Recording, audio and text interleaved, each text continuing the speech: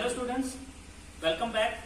पिछली वीडियो में हमने शुरू किया था chemical reaction and equations. Hope कि आपको समझ आया होगा।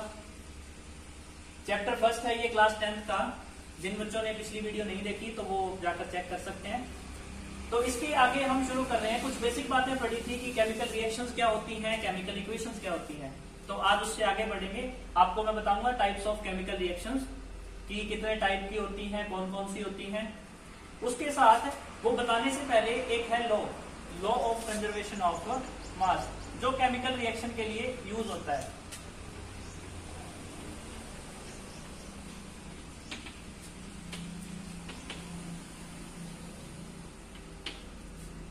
ये लॉ क्या कहता है?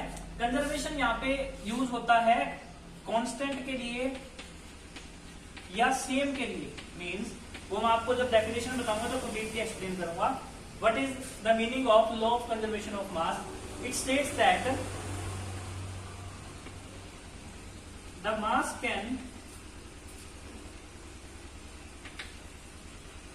neither be created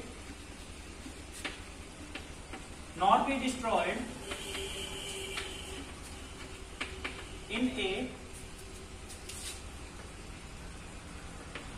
chemical reaction।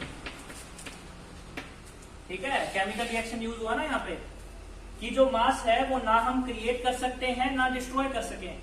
किसके अंदर? केमिकल रिएक्शन के अंदर, क्योंकि वो through out the reaction same रहता है, कांस्टेंट रहता है। जैसे कि ये रिएक्टेंट साइड है, इससे बना है प्रोडक्ट। तो यहां पर जितना मॉलिक्यूल्स का मास था वही mass same to same product में ही रहेगा।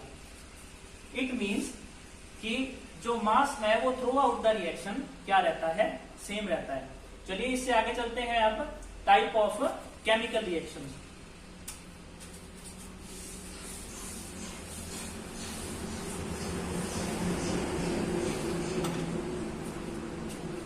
कौन कौन सी होती है chemical reaction? The first one is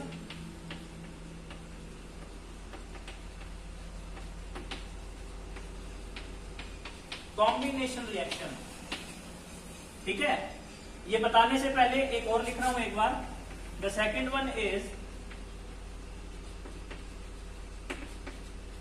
decomposition reaction.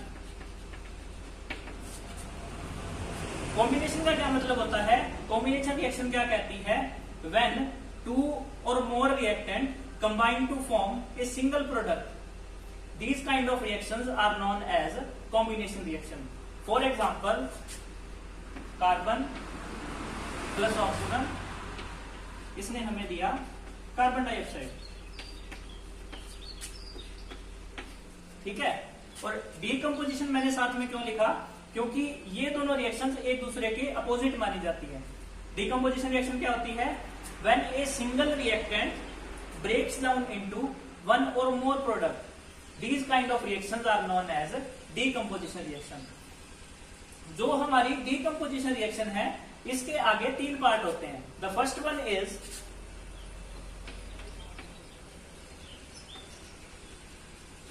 Thermal decomposition, the second one is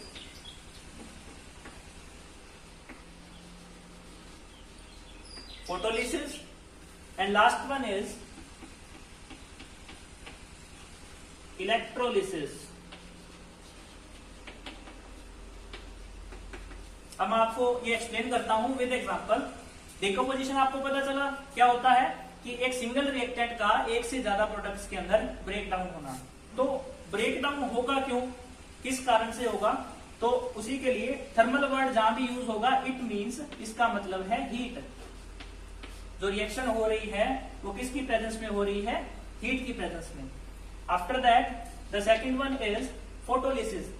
photo word जहां भी यूज होगा, इट मीन्स ये सनलाइट की प्रेजेंस में हो रही है। जो रिएक्शन है वो किसकी प्रेजेंस में हो रही है? सनलाइट की प्रेजेंस में। और उसके बाद इलेक्ट्रोलिसिस, इट मीन्स इलेक्ट्रिसिटी। ये रिएक्शन किसकी प्रेजेंस में हो रही है? इलेक्ट्रिसिटी की प्रेजेंस में। अब इनके एक एक एग्जांपल बताता हूं आपको। द फर्स्ट वन इज, ये है कैल्शियम कार्बोनेट। ये ब्रेकडाउन हो गया हमारा कैल्शियम ऑक्साइड के अंदर और कार्बन डाइऑक्साइड के अंदर। ऐसे ही फोटोलिसिस में क्या होगा, सिल्वर क्लोराइड ब्रेकडाउन किसके अंदर हो गया,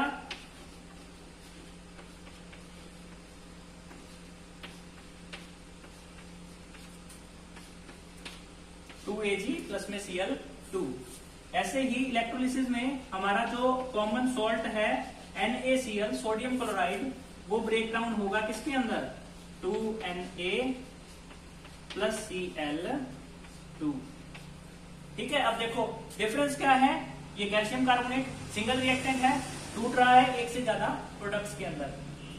सिंगल रिएक्टेंट एक से ज्यादा प्रोडक्ट, सिंगल रिएक्टेंट एक से ज्यादा प्रोडक्ट, पर डिफरेंस क्या है, थर्मल डिकम्पोजिशन हो रहा है फर्स्ट के अंदर। यहाँ पे हम हीट का सिंबल यूज कर रहे हैं, ये जो रिएक्शन होती है वो in the presence of heat होगी, इसलिए इसको हम बोलेंगे thermal decomposition. Second one is photolysis, ये जो रिएक्शन हुई है वो सनलाइट की प्रेजेंस में हुई है, इसलिए हम इसको क्या बोलेंगे, photolysis.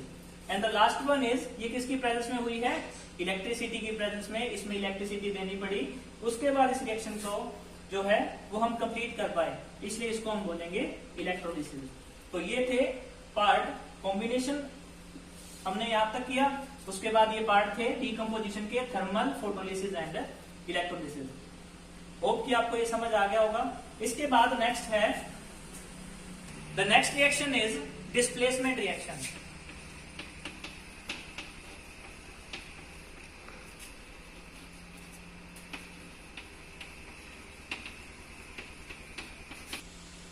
The displacement reaction is, नाम देखो यहाँ पे क्या है, डिस्प्लेस, मतलब कुछ ना कुछ तो है जो डिस्प्लेस हो रहा है।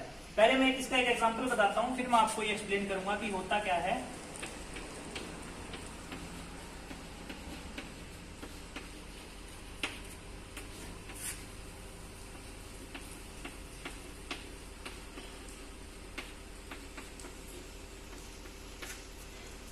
देखो यहां पे था जिंक, कॉपर सल्फेट, यहां पे जिंक सल्फेट बन गया और क्या निकल गया बाहर, कॉपर। डिस्प्लेसमेंट रिएक्शन क्या कहती है, when A more active element displace A less reactive element,